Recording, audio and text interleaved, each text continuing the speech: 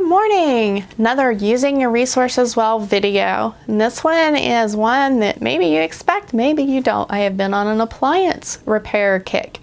I like to fix things. I don't like to buy new things. I tend to fix them if they go wrong. And one thing I have found is not everybody does this. Your vacuum cleaner.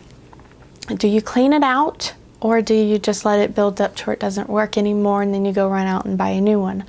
One of my dear friends told me she buys about 3 vacuum cleaners a year, and I was really shocked. I was like, oh my goodness, you really buy that many?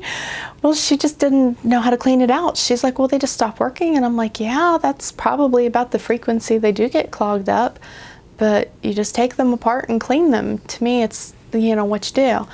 My dad was a real fix-it handyman kind of person. He could do so many things. He could weld, and he was really good at learning how to do things, and very good at cars and all that. And while I don't do cars, I do try to learn to fix other things. And especially since we have this awesome resource called YouTube, I like to just look stuff up, because you can find out how to take just about anything you own apart. And that's awesome. But your vacuums really usually aren't even that hard. You typically don't even have to look up how to take them apart unless there's something unusual about them. But if you just go to the bottom side, get those things cleaned off, clean the hairs that, accumulate around the beater bar. Check your hose. Quite often there can be just a big old clog in that hose. I don't know how many vacuums I've had that's had hoses that clog. I like Bissell pretty well. There's a Bissell I had before the one I currently have, and that thing, gosh, I had that maybe 15 years or so, but it did have a prone nature of clogging in a particular spot on the bend on its hose, and it was feisty about it. You had to be all over it. But the thing was, it was simple to take it apart, take the hose off, and then if you couldn't get and reach the spot where the clog was at, I would take like a hanger, break it down, and just poke it through there, and it would come right on out, and it would be fine, and the thing would run like it was brand new. Eventually, that particular vacuum, I used it till the motor actually died. Once it died, then I went and replaced it, and I really didn't spend a whole lot. I bought another Bissell, and it was like in the $50 range, and that thing is awesome. I really like this one.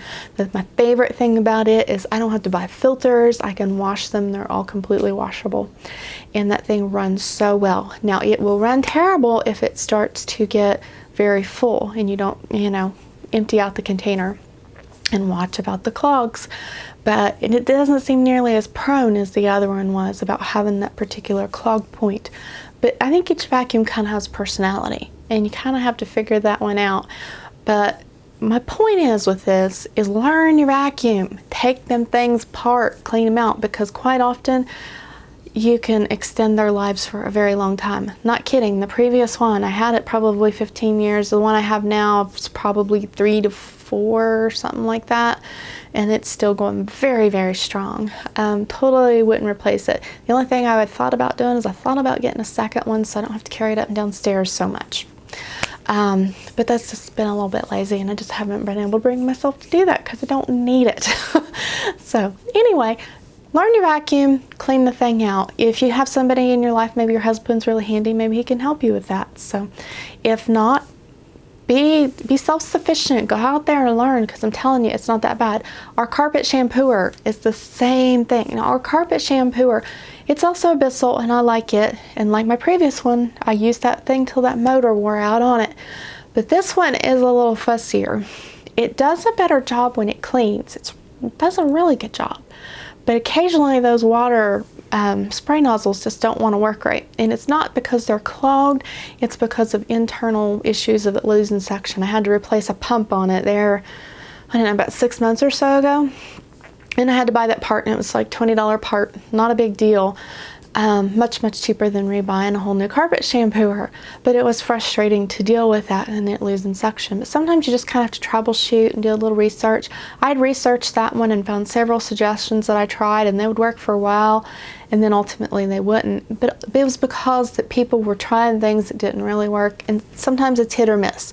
You just do your best and see if you can figure something out, and sometimes you just go get a darn new one. You're just like, that's it, I'm done. I'm going to go get a new one and not have to fight with this. And I totally understand. I was just being really dogmatic. I was going to fix it. And thankfully, it seems to be working. So the last time I used it, I thought, oh no, it's not working again, because it wouldn't spray. And I looked closer and I didn't really have the thing attached right. And I'm like, oh, it's my fault. I didn't put it back on right. So I'm like, I'm just being an idiot. But anyway, fix your stuff. Do your best you can to fix those, maintenance them, clean them out, because you'd be surprised with just a teeny little bit of research you might find a whole new longevity for your vacuum, and of course a carpet shampooer too if you have one. I do recommend one if you have kids or pets. Totally get one, they're really worth it. So you don't have to buy the expensive cleaners, just use some vinegar and water. Works beautiful. Technically it voids the warranty, but I don't care because I'll use it so long anyway. Anyway, I hope this video has been helpful. Have a wonderful day.